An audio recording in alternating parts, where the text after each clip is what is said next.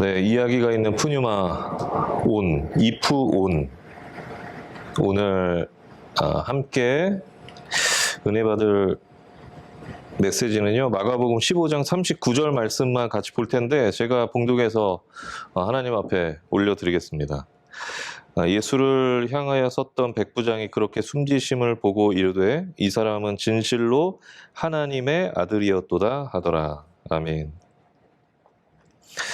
오늘 이 봉독한 말씀을 근거로 해서 십자가를 경험해야 삶이 바뀐다라는 제목으로 여러분에게 비전을 좀 던져주기를 원합니다.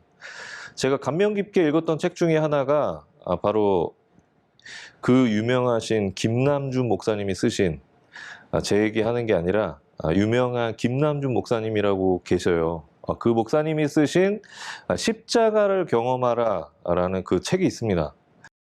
그 책에 보면 김남준 목사님이 이렇게 말씀하고 계세요. 교회가 교회답지 못한 이면에는 그리스도인답지 못한 그리스도인이 있고 그리스도인답지 못한 그리스도인의 이면에는 십자가의 감격이 사라진 형식뿐인 신앙생활이 있다라고 그렇게 말씀하고 있습니다. 여러분, 십자가를 아십니까? 제가 여러분에게 이 질문을 드리는 것은 여러분에게 십자가에 대해서 알고 있냐고 질문하는 게 아니라 여러분이 십자가를 경험했는지를 묻고 있는 것입니다. 여러분, 이 질문이 정말 아무것도 아닌 질문 같은데 우리의 신앙생활에 있어서 이 질문은요 굉장히 중요한 질문입니다. 왜냐하면 우리가 아무리 신앙생활을 길게 했더라도, 교회를 아무리 오래 다녔더라도 우리가 십자가를 경험하지 못하면은요 우리의 삶은 변화되지 않기 때문이에요. 오늘 본문은 예수님께서 십자가에 못 박히시는 사건이 기록되어 있습니다. 여러분, 이 십자가가 얼마나 중요한 사건이에요?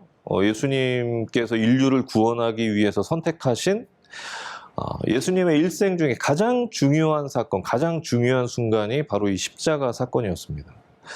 그런데 이 중요한 사건이 지금 이제 진행되고 있는데 어찌된 영문인지 예수님의 제자들의 모습이 코빼기도 안 보여요. 예수님의 제자들이 다 어디 갔던 것일까요? 예수님의 제자들은 각자 살 길을 찾아 떠났습니다. 좀 적나라하게 이야기하면 예수님의 제자들은요 자신들이 죽임을 당할까 봐 도망쳤습니다. 예수님께로부터 도망쳤어요. 여러분, 이 예수님의 제자들이 어떤 사람이었습니까? 3년 동안 예수님과 동거동락하면서 예수님에 대해서 누구보다 잘 알고 예수님에 대해서 꿈과 비전을 함께 꿈꾸며 함께 생활했던 사람들 아니었습니까? 그런데 정말 중요한 순간에, 중요한 시간에 예수님과 함께 있지 않고 그들은 도망쳤던 것입니다. 왜 예수님의 제자들이 그렇게 도망칠 수밖에 없었던 것일까요? 그것은 그들이 십자가를 경험하지 못했기 때문입니다. 다시 말씀으로 들어가서 좀 더 말씀 속으로 깊이 들어가서 오늘 본문의 말씀에 보면 도망쳤던 예수님의 제자들과는 다르게 예수님 곁에 있었던 한 사람이 등장하는데 그 사람이 누구냐 하면 바로 백부장이었습니다. 백부장. 아니, 목사님, 백부장은 군인이기 때문에 예수님 처형하는 그 자리에 원래 당연히 있어야 되는 사람 아닙니까? 라고 그렇게 생각하는 사람도 있을지 모르겠습니다.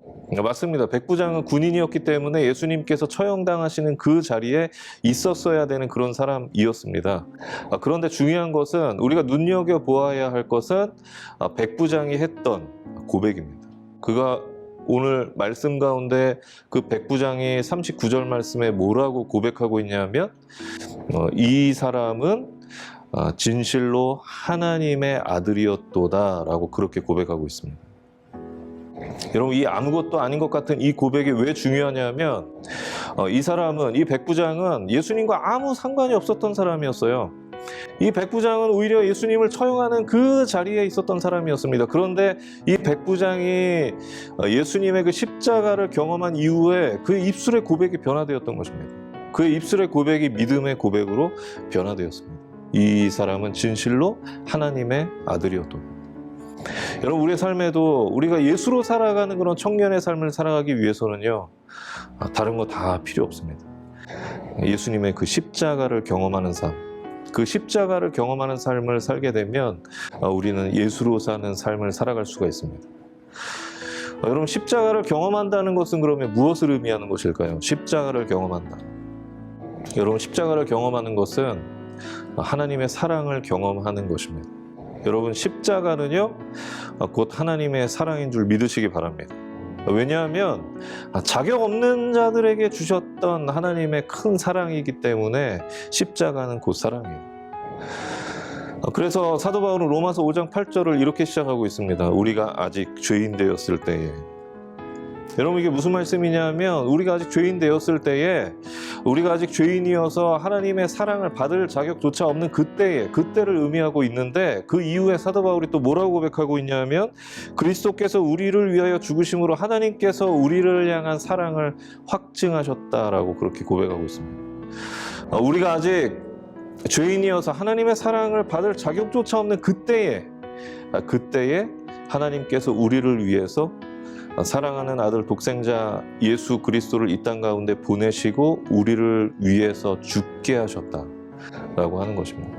여러분, 이보다 더 큰 사랑이 어디 있을까요? 이 사랑을 우리가 경험하고 체험할 때 우리의 인생이 변화되어질 수 있는 것입니다. 최근에 제 어머니에게 굉장히 감사하고 사랑을 느꼈던 일이 있었는데요. 지지난주에 새벽에 굉장히 눈이 많이 왔을 때, 그날이었는데 저희 어머니가 원래 아침잠이 많으셔가지고 아침에 일찍 잘 못 일어나시거든요. 근데 제가 새벽에 출근해서 6시쯤 됐나? 근데 저희 어머니에게 카톡이 울렸어요. 무슨 일 있으신가? 이렇게 아침 일찍 일어나실 리가 없는데 하고 카톡을 열었더니 그 카톡 내용이 굉장히 간단하고 명료했는데 뭐라고 적혀 있었냐면, 아들, 눈 오는데 교회 잘 갔니? 이렇게 카톡이 와 있더라고요. 그 카톡을 보면서 어머니의 그 진실된 사랑을 느낄 수가 있었습니다.